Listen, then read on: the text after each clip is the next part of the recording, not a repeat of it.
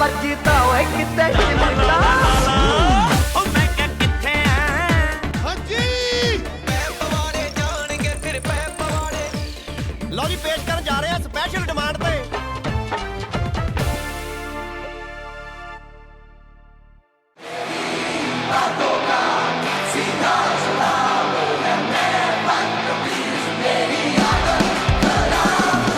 ਜਿਨ੍ਹਾਂ ਨਾਲ ਤੁਹਾਨੂੰ ਮਿਲਵਾਉਣ ਜਾ ਰਹੇ ਹਾਂ ਉਹਨਾਂ ਨੇ ਆਪਣਾ ਸਫ਼ਰ ਕਾਨਪੁਰ ਤੋਂ ਲੈ ਕੇ ਮੁੰਬਈ ਤੱਕ ਦਾ ਕੀਤਾ। ਅੱਜ ਦੀ ਡੇਟ 'ਚ ਇਹ ਬਾਲੀਵੁੱਡ ਦੇ 뮤직 ਸੈਂਸੇਸ਼ਨ ਨੇ। ਭਾਵੇਂ ਇਹਨਾਂ ਦੇ ਗਾਣੇ ਦੇ ਬੋਲ ਜਿਵੇਂ ਮਰਜ਼ੀ ਹੋਣ, ਪਰ ਨਾ ਹੀ ਇਹ ਬਦਤਮੀਜ਼ ਹੈ ਤੇ ਨਾ ਹੀ ਇਹਨਾਂ ਦੀ ਆਦਤ ਖਰਾਬ ਹੈ। जी हाँ, मैं गल कर रहा अंकित तिवारी दी। नमस्कार जी। थैंक यू, बहुत अच्छा इंट्रोडक्शन दिया आपने। जी थैंक यू। जब से आपने लाइमलाइट में आप आए आशिकी 2 के ज़रिए, उससे पहले आपने 2 दूनी 4 में काम किया, साहिब बीवी गैंगस्टर में काम किया, तब आपको इतना लाइमलाइट नहीं मिला था। तो जब से आप आए, आपकी सक्सेस को देख के कई लोग आपसे खुश हुए और आपकी सक्सेस को देख के कई लोग चिढ़ने भी लगे, तो कई अलग अलग टैग्स लगने लगे आप पे। तो उन सब चीज़ों को ध्यान में रखते हुए या उन सब चीज़ों से उभर के आपने अपने काम को इंडस्ट्री में किस तरह से इस्टेब्लिश किया? देखिए, जो चाह रहे थे या जो चिढ़ रहे थे वो दूर ही दूर थे, मतलब सब। तो मेरे काम पे ऐसा कुछ वो नहीं था। हाँ, मतलब इनफैक्ट निजी ज़िंदगी में शायद उसका प्रभाव थोड़ा बहुत पड़े, लेकिन हम इंसान हैं और हमको ये सीखना चाहिए कि जैसा भी टाइम हो, जो डिसाइड किया है वो आप करते जाओ। सो आई थिंक मेरे दिमाग में अभी भी मेरे दिमाग में हर पल यही रहता है कि मुझे अभी आगे ये करना है, अभी ये करना है, अभी जैसे कि मैं अभी एक नई चीज़ शुरू करने जा रहा हूँ। वो फिल्म से रिलेटेड नहीं है, वो म्यूज़िक से रिलेटेड है और वो इंडिपेंडेंट म्यूज़िक है। मेरा एक यूट्यूब चैनल है ऑलरेडी, जिसका नाम है Ankit Tiwari YouTube channel. But वो मैंने ऐसे बना के रखा है, उसमें अभी कुछ है नहीं। वो जस्ट मैंने बना के रखा है कि चलो मैं कुछ करूँगा। तो अभी मैं नेक्स्ट ईयर से, और मेरी प्लानिंग भी नेक्स्ट ईयर की थी, मतलब अभी मैं जनवरी 2 या 3 तारीख का मेरा पहला शूट है। इन द सेंस कि मैं उन सब जो मेरा म्यूज़िक पसंद करते हैं या जो मुझे प्यार करते हैं, ये उनके लिए स्पेशल चीज़ है, क्योंकि उस पर कवर वर्जन आएंगे।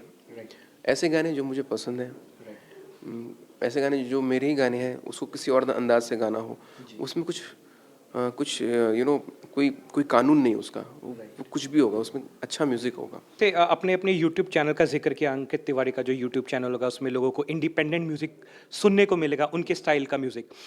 जब आप फिल्मों के साथ काम करते हैं, जैसे कि चाहे म्यूज़िक डायरेक्टर हो, जैसे कि आपकी सोलो फिल्म अभी तुम बिन 2 आई थी, आपने सारे गाने कंपोज किए, बैकग्राउंड स्कोर किया उस फिल्म का, या कोई भी फिल्म के लिए आप जब म्यूज़िक देते हैं या गाते हैं, तो कई तरह की रिस्ट्रिक्शंस होती हैं, कई तरह के नॉर्म्स होते हैं जिसके अंडर है कि आपको गाना पड़ता है, आपको काम करना पड़ता है। जैसे कि थोड़े दिन पहले अरिजीत की भी एक स्टेटमेंट आई थी, उन्होंने भी लिखा था कि उनके आवाज़ को ऑटो ट्यून किया गया, उनके आवाज़ को मोल्ड किया गया। तो ऐसी कई चीज़ें होती रहती है। तो इस तरह से कभी आपको किसी चीज़ का सामना करना पड़ा, या did you go through this?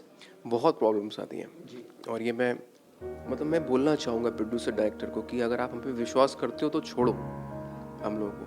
इतना ज़्यादा लास्ट मोमेंट होता है ये सब। वो टेक्निकल चीज़ें ना ही मैं बता पाऊँगा, ना ही मैं समझा पाऊँगा, क्योंकि वो करते हम म्यूजिशियन हैं, हमें पता होता है। लास्ट मोमेंट पे पता नहीं इनको क्या लगता है कि ये सही नहीं है, ऐसा सही नहीं है, और चीज़ें गड़बड़ हो जाती हैं, जो कि तुम बिन 2 में हुआ मेरे साथ। जो मेरे डायरेक्टर हैं, जो मेरे प्रोड्यूसर हैं, मैं उनको बोलता रहा ऐसा रहा, लेकिन आई डोंट नो क्यों ऐसा हुआ। लास्ट मोमेंट चीज़ें बहुत ही शायद शब्दों में बयां भी नहीं कर सकता मैं, बहुत ही चीज़ें ऊपर नीचे हो गई, और फिर आई डोंट नो, लेकिन क्रेडिट मेरा ही आएगा ना, उसमें नाम मेरा लिख के आ रहा है। तो उनको थोड़ा समझाना मुश्किल होता है, क्योंकि वो पैसा लगा रहे होते हैं, प्रोड्यूसर होते हैं, उनका होता है। इसलिए क्या है कि यार वो तो करना ही है, इंडस्ट्री में है तो मैं काम तो करूँगा, म्यूज़िक तो करूँगा, लेकिन अपना एक म्यूज़िक चैनल होगा जिसमें मैं बिना किसी कि बॉस को ये नहीं बोलेगा कि यही कर रहे हैं। म्यूज़िक है, ऐसे ही निकल जाता है। आप प्लान करके बैठो तो नहीं होता है। म्यूज़िक दिल से निकलता है, ये कहीं रखा नहीं होता जो उठा के लगा दो, ये बस आता है और निकल जाता है। तो वो वैसा ही करेंगे। जी, अच्छा, जो लोग म्यूज़िक को अंडरस्टैंड करते हैं, जो लोग म्यूज़िक को समझते हैं, तो क्या उनके लिए आप बता सकते हैं कि तुम बिन 2 के दौरान किस तरह की दिक्कतें आपकी मेकर्स के साथ आई म्यूज़िक को लेके? थोड़ा अगर टेक्निकली भी आप बताना चाहें। सी क्या है कि एक हेल्दी बहस होती है, ठीक है, और उसमें समझाना थोड़ा वो होता है कि 1 2 3 4 लोगों को कन्विंस करना है कि बात में बहुत मुश्किल हो जाता है जब डिसीजन मेकर ऐसे हो। तो आती हैं ट्रीटमेंट पे, गाने के अरेंजमेंट पे, वोकल्स पे, सिंगर्स पे, प्रेजेंटेशन पे।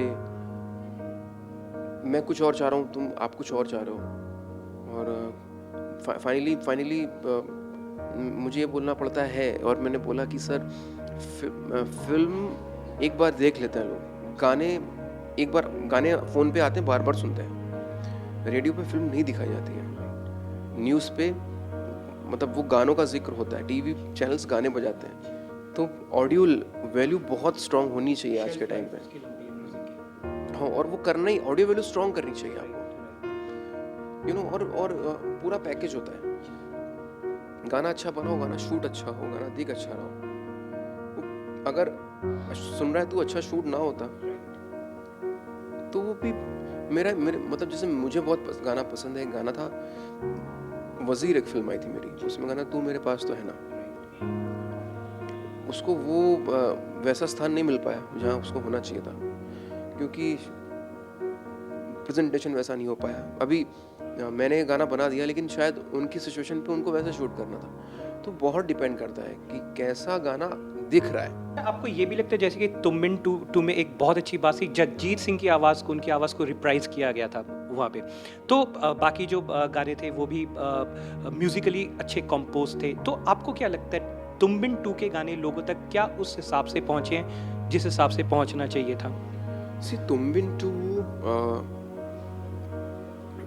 कि तुम बिन 2 फिल्म अच्छा नहीं कर पाई, और गाना ऐसा बहुत, आप देखो उठा के, ऐसा बहुत बार होता है कि गाने नहीं चले, फिल्म चल गई फिर गाने चल गए। ऐसा बहुत होता है कि फिल्म चलने के बाद गाने और लोगों को पसंद आ जाते हैं। अभी क्या होता है, गाने अच्छे हैं, गाने बहुत अच्छे लग रहे हैं, फिल्म चल गई, गाने और अच्छे हो गए, ऐसा होता है। तुम बिन 2 के साथ ऐसा नहीं हुआ, लोगों को गाने पसंद आए, फिल्म नहीं चली तो गाने आगे कैरी नहीं कर पाए। लेकिन गाने बहुत, मैंने अब गाने मुझे खुद मैसेज आए थे, गाने चार्ट्स में हैं, कुछ लास्ट टाइम तक गाने चार्ट्स में थे, बावजूद कि फिल्म नहीं चली थी। तो ये मेरे लिए एक, मतलब इतना सारा काम करके मेरे लिए ये खुशी का पल था। कोई दूसरा समझे ना समझे, यार इतने लोगों ने मेरे गाने सुने, चार्ट्स पे आना इट्स अ बिग थिंग। हमारे देश के दर्शक जब भी अंकित तिवारी को सुनते हैं, उनके जहन में अच्छा म्यूज़िक हमेशा आता है। तो जब भी आप काम करते हैं अपने म्यूज़िक पे, तो आपके काम करने का प्रोसेस क्या रहता है? क्या जब भी आपके दिमाग में बैंक के लिए कॉम्पोजिशंस आती हैं, या कोई धुन आती है, या लिरिक्स आते हैं, या गाते हैं, क्या आप सब उनको पिक एंड चूज़ करते हैं, या कई चीज़ें हैं जिसको आप रिजेक्ट भी करते हैं? आप अपना ही म्यूज़िक चूज़ करने में क्या बहुत चूज़ी हैं? मैंने अपना बहुत सारा म्यूज़िक रिजेक्ट किया हुआ है। और आप एक चीज़ तो आप खुद ही सुन लो, मेरा कुछ भी चला हो या कुछ भी ना चला हो, उसकी थॉट, उसकी मेलोडी, उसकी मीनिंग हमेशा आपको अच्छी लगेगी। इनफैक्ट तुम बिन हो, मैं बारिश हो जाऊंगा तुम बादल हो जाओगी, देख लेना, इतना तुमको चाहूँगा तुम पागल हो जाओगी, देख लेना, कहता है सुन ये धूप किनारा, तेरा हुआ मैं सारा का सारा, देख लेना, तेरे होंठों पे हमेशा मैं हंसता रहूँगा, देख लेना, भीगी जो तेरी आंखें, आंखों से मैं बहूँगा, देख लेना। तो ये जो अभी आपने ऐसे वाह बोला, तो ये यहाँ पे अपने आप समझ में आ जाता है। किसी वेबसाइट ने, मुझे याद है कोई तो वेबसाइट थी, उसने ट्वीट किया था कि अंकित का ये गाना अगर शाहरुख और काजोल पे होता तो गाना ही अलग होता। सो अभी फिर से प्रेजेंटेशन की बात आ जाती है कि मेरा गाना न्यू कमर्स पे था, बहुत अच्छा किया नेहा, आई रियली लव हर, वो बहुत अच्छी एक्ट्रेस है, और आशिम आदित्य जो तुम बिन की हीरो है, बहुत अच्छा काम किया। लेकिन वही डिपेंड करता है कि आप प्रेजेंट कैसे कर रहे हो। सुने, अब मैं आपका एक इंटरव्यू देख रहा था जिसमें आपने कहा कि आपको शायद अब तक का रहमान का बेस्ट वर्क ताल का लगा होगा। तो ताल का जो टाइटल ट्रैक है इश्क बिना, क्या 2 लाइन आप हमारे लिए गुनगुना सकते हैं? अब रहमान सर की बात मैं क्या करूँ यार, ताल मतलब बहुत ही अच्छा एल्बम था और उनके गाने बहुत अच्छे आते हैं। इनफैक्ट मुझे ये बहुत अच्छा लग रहा है जानू का टाइटल, बहुत ही प्यारा गाना है वो, और आई एम श्योर और अच्छे गाने होंगे उस एल्बम के।